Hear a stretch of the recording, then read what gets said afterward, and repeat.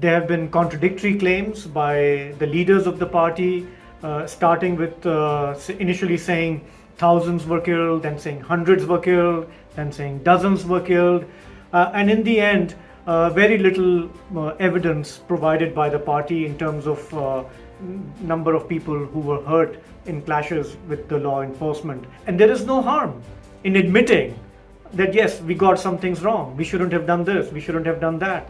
Leaders have done it all the time. Great leaders have done it all the time.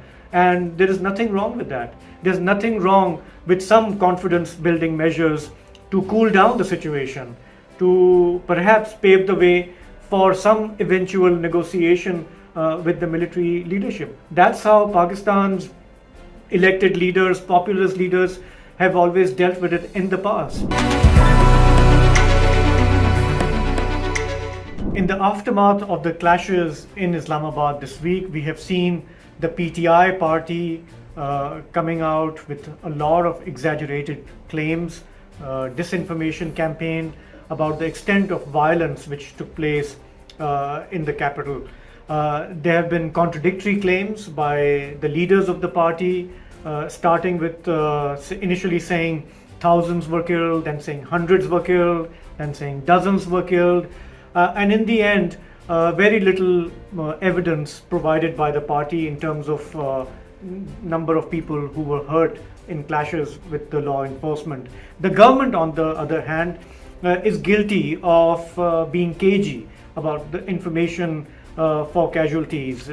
Hospitals were prevented from giving out information, and the secrecy created a lot of doubt, a lot of confusion. It allowed the PTI party to launch its disinformation campaign, AI-generated images, using the atrocities in Gaza to paint a picture, to incite hatred and violence in the country. Media organizations did try to establish facts. For example, the BBC Urdu, Dawn, and DW have tried to confirm some of the outlandish claims by the PTI party. They have fact-checked their images, their social media posts, and by now, 3 days on, we can safely say it wasn't really a massacre. There was no bloodbath. Yes, the government used force. They could have used excessive force. People were hurt, law enforcement as well as citizens. But we don't know the circumstances in which they got hurt. Who was firing live rounds, whether it was the law enforcement or the protesters. Each life clearly matters, and there should have been no deaths. But the responsibility for this violence lies on both the government and the PTI party, which insisted on having this protest, despite the fact that they did not have permission, that the Islamabad High Court had not granted them the permission for this protest, but they insisted that they will do it. The manner in which government was able to disperse the crowd, despite tall claims by the PTI leadership that they will stay there, they will not leave until their leader Imran Khan is freed from jail. The government is obviously quite happy with the outcome. They are saying we managed to prevent a bloodbath, we managed to disperse the entire crowd. The PTI leadership, mainly the Chief Minister of Khyber Pakhtunkhwa province and the wife of Imran Khan, Bushra, they fled the scene as soon as the clashes started. So this is quite demoralizing for the PTI because their plan failed. They had to flee from the scene. Their workers were hurt, some of them fatally. And this calls for some soul searching, some reassessment of their approach to this whole situation. If at all, it should reflect on its strategy of confrontation, of trying to get its demands met through pressure, through populist street protest, through violent street protest. It has not served the party, and I don't think it will serve the party. So there's a need to reassess tactics as well as strategy. The big fear is that this will embolden Pakistan's civil military leadership, that they can proceed and crush the PTI party. We are hearing talk of dissolution of the provincial assembly led by the PTI in Khyber Pakhtunkhwa, imposition of a governor's rule, a federal rule. Balochistan Assembly, for example, has passed a resolution that the PTI should be banned because of its violent street agitation. All this could be pressure tactics from the government, and one hopes that the government will not actually pursue this course of authoritarian action, because it would be a shame for one of the biggest parties in the country to be banned. Clearly, the PTI needs to reassess its options, but the government also needs to think more carefully, because banning a political party, a popular political party, will only make it more popular among the masses. Or imposition of governor's rule in Khyber Pakhtunkhwa will further add fuel to the fire. So one hopes that the government is just using these as a pressure tactic, and they won't actually proceed with this option.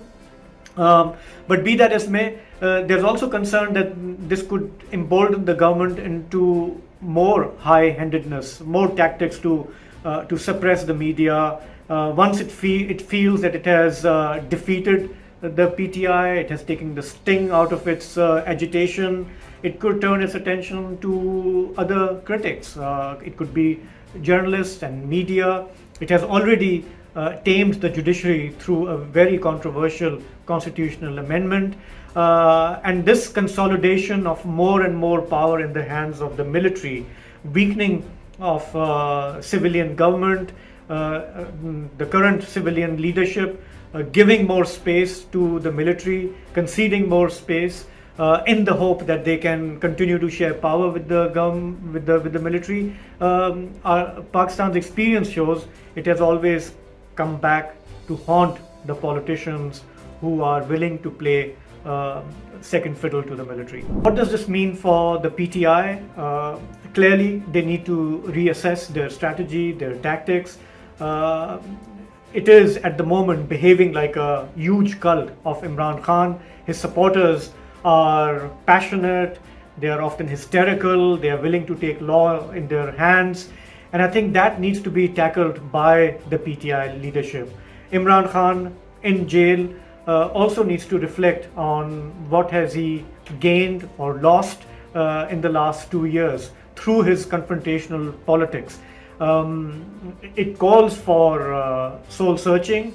One option could be that they change course and showing resilience, perseverance, they start engaging with other political parties, be they in government or in opposition, to build an alliance, to build a coalition, to put forth political dialogue as a way forward, rather than continuous hostility, continuous confrontation. Because Imran Khan has to be mindful that he does not have allies in the judiciary anymore in the way he did maybe a year or two ago. He has to recognize that he is at loggerheads with the country's powerful military and its army chief. He has to recognize that his refusal to engage with political forces has prevented him, has isolated him, and brought his party to this situation where there is so much infighting and blame game. His own party leaders feeling incredibly frustrated with the whimsical ways the party is trying to deal with the situation.